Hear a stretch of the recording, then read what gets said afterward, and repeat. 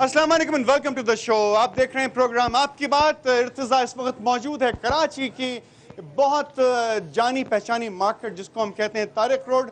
बेइंतहा rush है, लोग यहाँ पर आए हुए हैं शॉपिंग के लिए। वो तमाम दुकानें इस वक्त रोशन हैं जो कि आपको आपकी रिक्वायर्ड अशिया फ़रोख्त करती हैं। बात हो रही है आज कराची ट्रेडर्स एक्शन कमेटी की जानिब से, और ये वो इम्पोर्टेंट इशू है कि जिसको बहुत सारे ताजिर आज तक डिस्कस कर चुके, लेकिन इसके ऊपर अमल दरामद नहीं हो सका। सिक्योरिटी के मसाइल, ताजिरों के मसाइल, भत्ताखोरी के मसाइल, पर्चियों के मसाइल, ज़िंदगी और मौत का सबसे बड़ा मसला। इस कराची शहर को हम कहते हैं कि 70 से 80% रेवेन्यू जनरेट करने वाला शहर है, यानी पैसा कमा के देने वाला शहर है पाकिस्तान भर को, जो कि पाकिस्तान को पालता है। पाकिस्तान की इक़्तिसादी शहरग है ये कराची शहर। अगर यहाँ पर भत्ते की पर्चियाँ आएँ और लोगों को डकैतियों के ज़रिए से लूटा जाए, लोगों को असले के ज़ोर पे लूट लिया जाए, उठा के अगवा कर लिया जाए, जान से मार दिया जाए, तो पूछेगा कौन? यकीनन पूछने का राइट सिर्फ उनका है, पूछने का हक सिर्फ उनका है, पूछने की जिम्मेदारी सिर्फ उनकी है जो लोग इख्तिदार में बैठे हुए हैं, यानी कि वो हमारे president, prime minister, chief minister, governors and all the people जो कि रिलेटेड हैं सिस्टम से। वो तमाम मुताल्लिका इदारे के जो इस तमाम सूरत हाल को अपने ज़ेरे गौर लाकर इनके ऊपर एक्शन लें। इस वक्त मेरे साथ मौजूद हैं इस मौजू पर डिस्कशन करने के लिए जनाब सिद्दीक मेमन साहब। आप चेयरमैन हैं कराची ट्रेडर्स एक्शन कमेटी के। उनके साथ मौजूद हैं आप senior vice chairman Ilyas Bhatt साहब। एंड इन दोनों को मैं वेलकम भी करता हूँ। इनकी कॉल पे हम इस वक्त इस प्रोग्राम को नशर कर रहे हैं। तारिक रोड के ऊपर बहुत सारे वो लोग कि जिनकी दुकानें यहाँ मौजूद हैं, वो तमाम दुकानदार हजरात मौजूद हैं यहाँ पर जो इस वक्त बेइंतहा परेशानी का शिकार हैं, क्योंकि उनकी सुनवाई कहीं नहीं हो रही है। किससे जाके कहें, किसको अपना वकील करें, किसको जस्टिस के लिए पुकारें, किसका दरवाज़ा खटखटाएं। इशू सबसे इम्पोर्टेंट ये था कि इन्होंने असलहे के लिए लाइसेंसेस मांगे हुकूमत से, लेकिन इनको लाइसेंसेस नहीं दिए गए।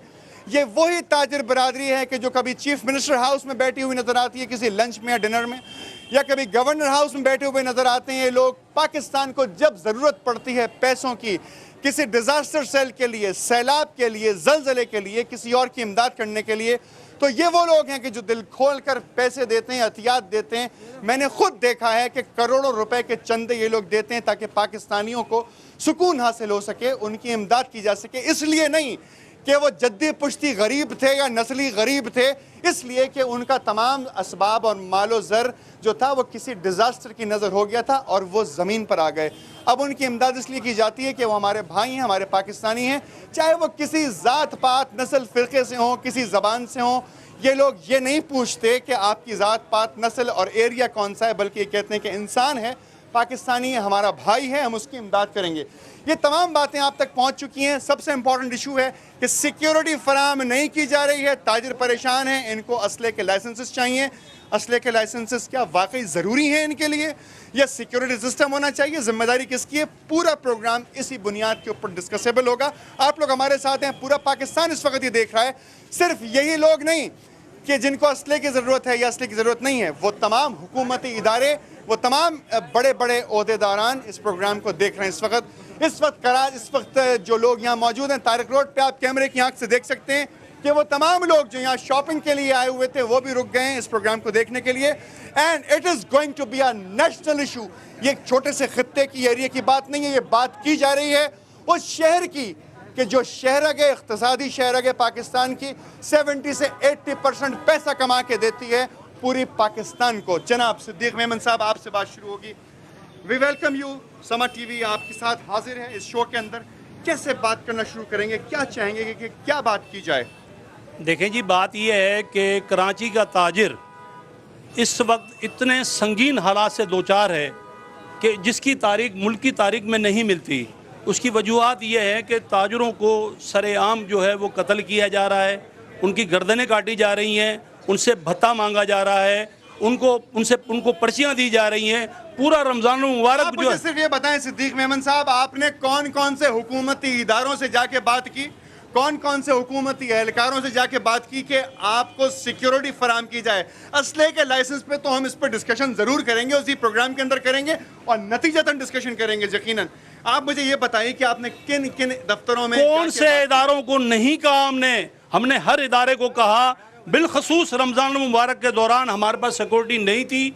हमने कहा कि कराची के तमाम बाज़ारों में, मैं तारिक रोड की बात नहीं करता, कराची में 580 मार्केटें हैं, 227 बाज़ार हैं, 84 शॉपिंग सेंटर हैं। आप उन तमाम मार्केट्स की एसोसिएशन के चेयरमैन हैं, आप उनको लुक आफ्टर कर रहे हैं जी। आपने गवर्नर साहब से बात की, आपने सीएम साहब से बात की?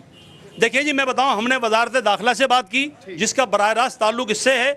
हमने शरफुद्दीन मेमन साहब जो सीपीएलसी के चीफ थे, गुज़िश्ता चीफ थे, वो आजकल एडवाइजर हैं वजारत दाखिला में, आपने उनसे शिकायत की? मैंने अहमद चनाई साहब से बात की, सीपीएलसी के जो मौजूदा सरबराह हैं उनसे मैंने बात की। मैंने कहा मुझे बताएं चनाई साहब कि हमें सिक्योरिटी नहीं मिल रही। उन्होंने कहा कि पुलिस जो है वो हसास इलाकों में गई हुई है, इसलिए जो है हम मजबूर हैं और वो आपको पुलिस नहीं दी जा सकती। हसास इलाकों में गई हुई पुलिस जो है वो उन एरियाज में नहीं जा सकती कि जो उस पुलिस के लिए पैसे कमा के दे रहे हैं। सही कह रहे हैं आप, बिल्कुल सही कह रहे हैं। हमारे पास ये हालत थी कि हमें हर साल रमज़ान मुबारक के दौरान 2500 पुलिस एहलकार की नफरी मुहैया की जाती थी जो मार्केटों में तैनात होती थी, रात भर शॉपिंग चलती थी। लेकिन इस बार बदअमनी के बायस हमें जो है वो टोटल मेरे ख्याल में 250 लोग भी नहीं दिए गए। यानी ये समझ लीजिए कि 1% नफरी जो है हमें दी गई है, जिससे मुझे बताया बाजार कैसे चलते हैं। चीफ मिनिस्टर साहब के दफ्तर से कोई ना कोई ये प्रोग्राम जरूर देख रहा होगा, आईजी साहब के ऑफिस से कोई प्रोग्राम जरूर देख रहा होगा, गवर्नर हाउस में जरूर देखा जा रहा होगा। 250 लोग दिए गए कि जो मार्केट्स की हिफाजत करेंगे। ये वो लोग आपके सामने मौजूद हैं इस वक्त कि जो इस पाकिस्तान की शहरक कहलाते हैं, इक्तिसादी शहरक। ये अपने टैक्सेस पे करते हैं तो रोटी मिलती है पाकिस्तान को, ये टैक्सेस पे करते हैं तो हुकूमती इदारों में तनख्वाहें जाती हैं, पुलिस की तनख्वाहें जाती हैं। क्या इन लोगों को बेयारो मददगार छोड़ दिया जाए? इससे पहले कि इलियास भट्ट साहब से बात की जाए, मैं आवाम से बात करना चाहूँगा। जनाब, क्या कहना चाहते हैं आप? मुझे बताएं, क्लियरली बताएं। आप मुस्कुराएं, मुस्कुराते हुए बताएं कि क्या जो लोग पैसे अर्न करके दे रहे हैं उनको बगैर सिक्योरिटी के छोड़ दिया जाए? नहीं छोड़ा जाए जी, नहीं छोड़ा जाए। नहीं छोड़ा जाए। आप क्या कहना चाहते हैं? मेरा ख्याल है लावारिस छोड़ दिया गया है। लावारिस छोड़ दिया गया है, वजह क्या है इस बात की? बस ये तो वही लोग बता सकते हैं जिन्होंने क्या छोड़ा आप है। इस पूरे पाकिस्तान को और इस पूरी दुनिया को जिस वक्त टेलीविजन देख रही है, आप उनको बता सकते हैं कि कराची वाकई में 70 to 80% रेवेन्यू पैसा जनरेट करता है पाकिस्तान का पेट पालने के लिए? 100 क्या 1000% देता है, इसमें तो कोई ढकी छुपी बात ही नहीं है। पूरी दुनिया को आप क्या कहना चाहेंगे कि सिक्योरिटी है आपके पास? सिक्योरिटी तो बिल्कुल भी नहीं है। पुलिस आपके साथ काम कर रही है? बिल्कुल नहीं कर वजारत रही। दाखिला आपकी मांग पूरी कर रही है? बिल्कुल नहीं। अच्छा, जब टैक्सेस लेने की बारी आती है तो टैक्सेस लेने के लिए आपको किस किस तरीके से धमकाया जाता है? जी, हर तरीके से धमकाया जाता है। ये हमको फलाना टैक्स दिया जाए, हमको ये दिया जाए, हमको ये कि यहाँ तक कि बिल्कुल ही बिल्कुल मजबूर कर दिया जाता है हम लोगों को कि यहाँ पे हमारे को फेडरल बोर्ड ऑफ रेवेन्यू तक ये बात जाएगी। रेवेन्यू डिपार्टमेंट के लोग इस काम को अंजाम देते हैं। पुलिस को, इलाका पुलिस को, डीआईजीज को, एसएसपीज को, एसपीज को, इवन एसएचओज और एएसआईज को ये कहते हैं कि फलां जगह से पैसे नहीं आए हैं, फलां जगह से पे ऑफ नहीं हुआ है, उनको जाके पकड़ा जाए। यहाँ पे और भी बहुत सारे लोग हैं मेरे साथ। आप बात करना चाहते हैं, बताइए।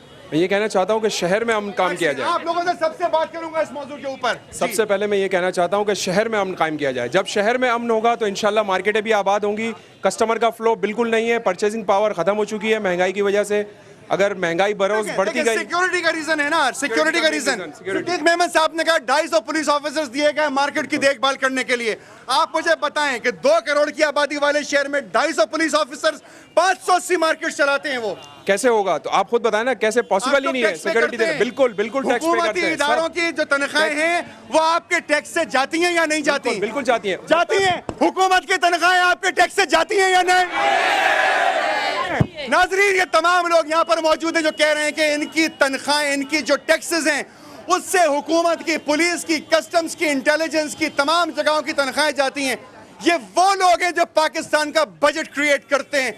छोटे से वक्फे के बाद आपकी बात करवाऊंगा इन लोगों से जो आज सिक्योरिटी की भीख मांग रहे हैं उस हुकूमत से कि जिसको ये अपनी जेबों से और अपनी खून पसीने की कमाई से पैसे निकालकर टैक्स की मद में देते हैं और ज्यादातर पैसे उसमें से खुर्द बुर्द हो जाते हैं। बात होगी इन तमाम लोगों से जो तारिक रोड पे मौजूद है मेरे साथ रहिएगा। एक छोटे से ब्रेक के बाद हाजिर होता हूं आपके पास।